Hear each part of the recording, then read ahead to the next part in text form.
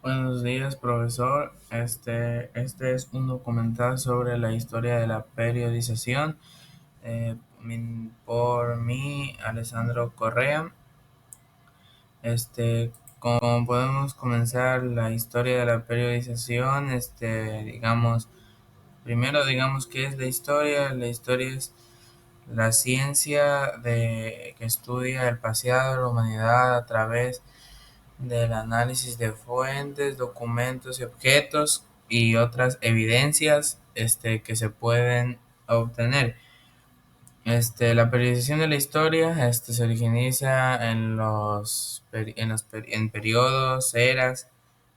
Clasificar el origen de la historia es como una disciplina que se remonta de la antigua Grecia, donde hace 484 y 425 años antes de Cristo.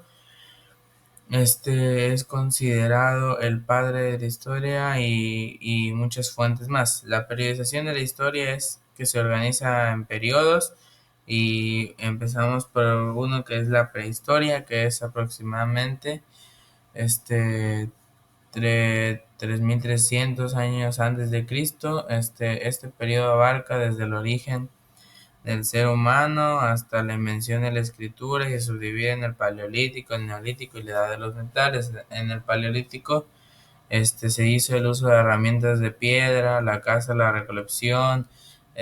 Aquí se descubrió varias herramientas como la obsidiana y entre más. El neolítico se descubrió la ganadería, formas de asentamientos, de asentamientos permanentes, la ganadería, la agricultura y demás. Y la edad de los metales, donde se usó el cobre, el hierro, el metal, el bronce, el oro para hacer herramientas o armas que les ayudaran en sus actividades prácticas del ser humano. Ahora vamos con las edades de la historia, digamos la edad antigua, que es de 3300 años antes de Cristo y 476 años después de Cristo, que digamos sería que comienza con la invención de la escritura, o sea que comienza con la invención de la escritura y abarca el surgimiento de las primeras civilizaciones, digamos Egipto, Mesopotamia, India, China, Grecia y Roma. Ahora vamos con digamos, la Edad Media, que sería 476 años después de Cristo y 400 y 1492 años después de Cristo. Ya.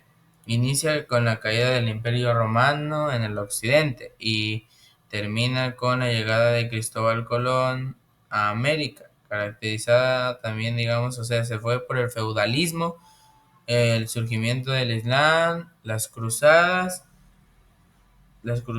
y la expansión del cristianismo en ese entonces.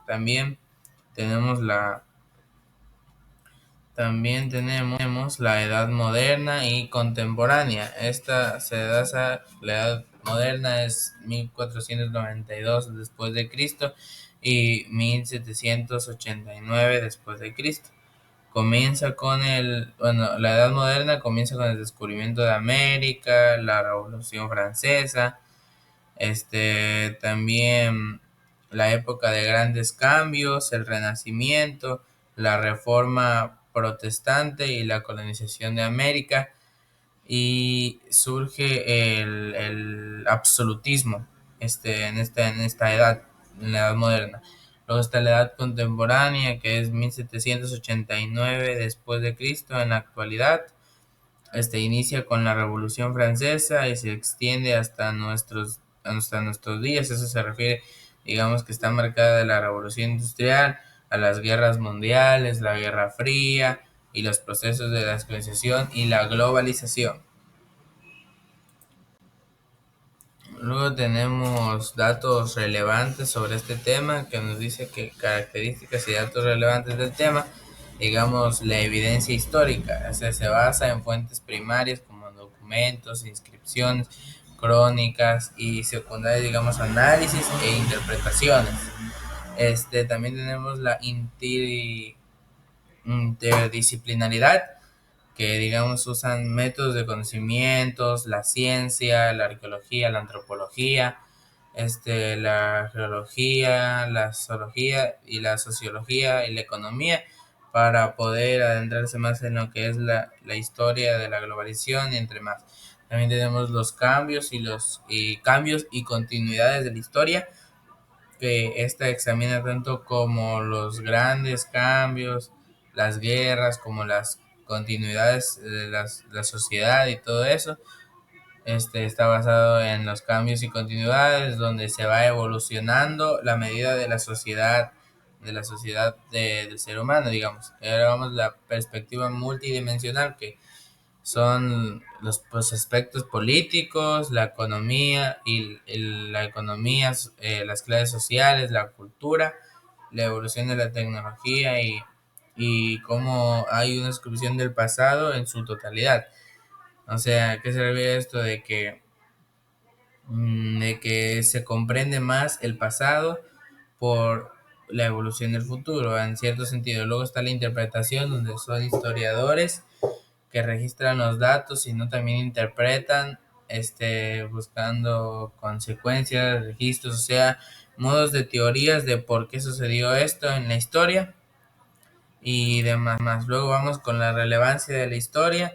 Digamos, la relevancia de la historia es, digamos, que el estudio de la historia es esencial para comprender cómo las sociedades han llegado a ser como son hoy en día, digamos, para aprender de los errores, aciertos del pasado y también, también proporcionar identidad, el sentido de la historia, de por qué de la historia se basa el futuro más adelante y digamos de las sociedades, entender las raíces culturales de cada nación, etcétera.